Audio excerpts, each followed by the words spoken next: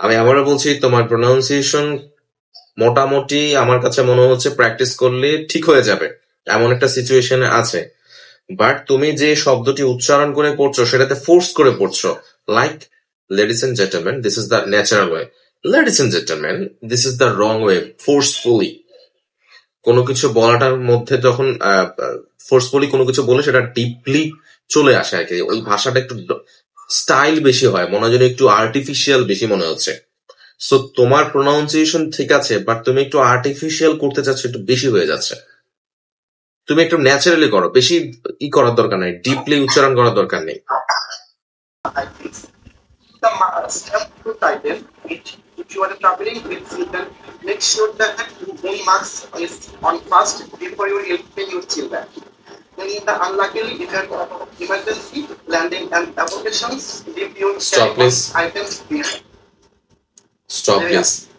প্রথম দিন তোমার যে প্রোনাউন্সিয়েশন আমি দেখেছি তার থেকে যে যে সমস্যাগুলো ছিল, আমি বলবো না যে দুই একটা ক্লাসে তুমি একদম 100% রিকভার করতে পেরেছেন। তোমার প্রোনাউন্সিয়েশন আজকে যতটুকু শুনলাম, এটাও আমি বলবো না this is the 100% right way, but I have to say the truth.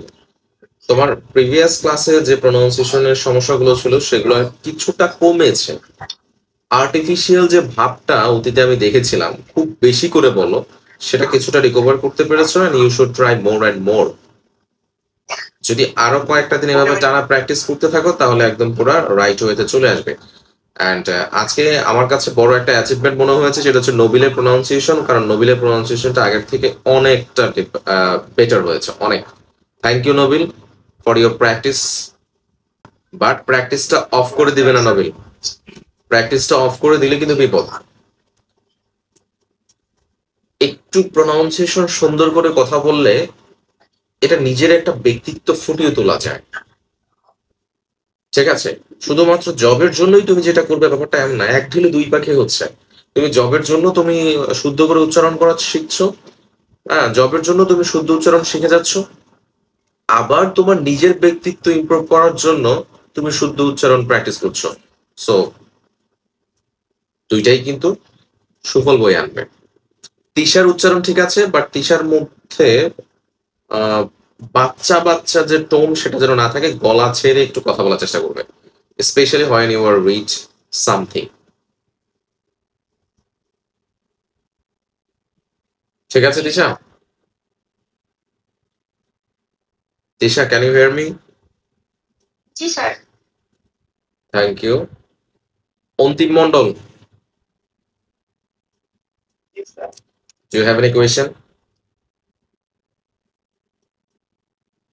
Sir এই স্লাইডগুলো কি পাওয়া যাবে আজকে? ওয়াই নট, আমি এখনই দিয়ে দিচ্ছি।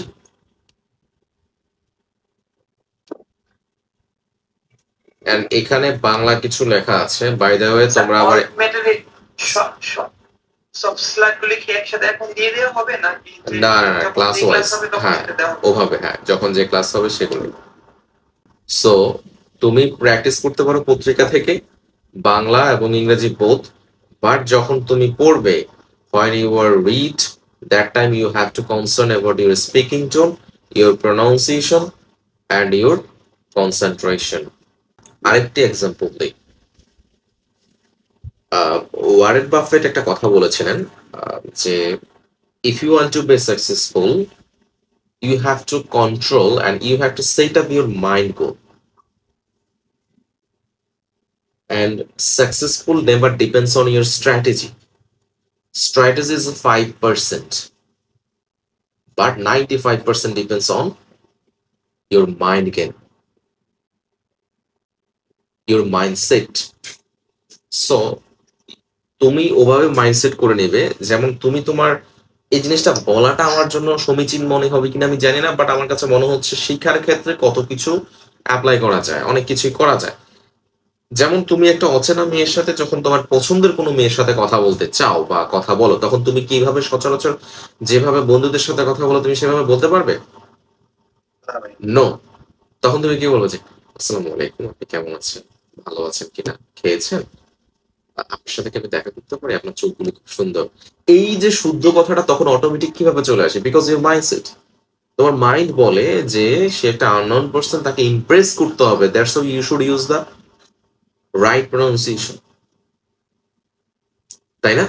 তোমার মাইন্ড সেটা সেট করে দেয় যে তাকে তোমাকে ইমপ্রেস করতে হবে।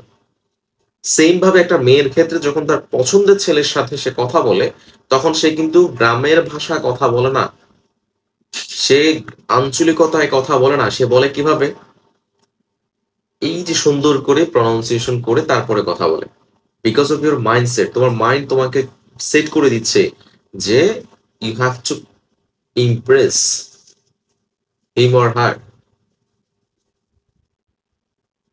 এইখানে ব্যাপারটা হচ্ছে অটোমেটিক সেই মাইন্ডসেটটা কেন আসে,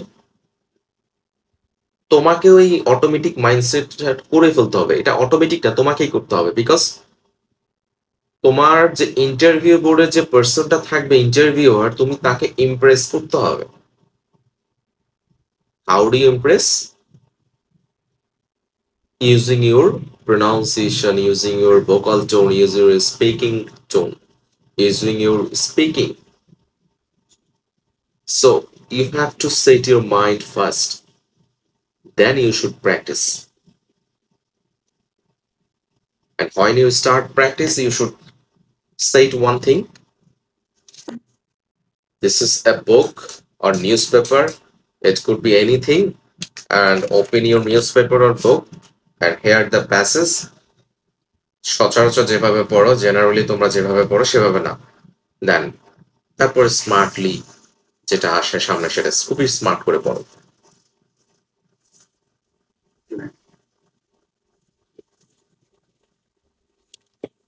I can provide you the process, I can provide you the way,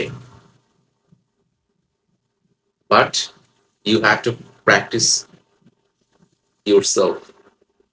একটা বাচ্চা যখন জন্মগ্রহণ করে ভাষা শিখে তখন সে শুনে শুনে শিখে, এরপর সে বলে।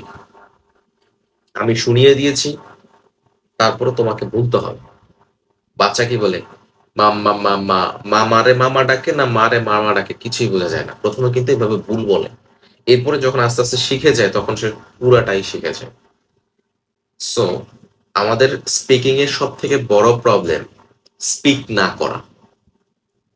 আমরা অনেকেই বলি যে ভাই আমি স্পিকিং করতে পারছি না, ইংলিশে স্পিকিং পারি না, আমি গ্রামার পারি, আমি ইংলিশের লিখতে পারি, but I can speak. Why? Speak মানে কি? কথা বলা। তাহলে ইংলিশ স্পিকিং কি? ইংরেজিতে কথা বলা।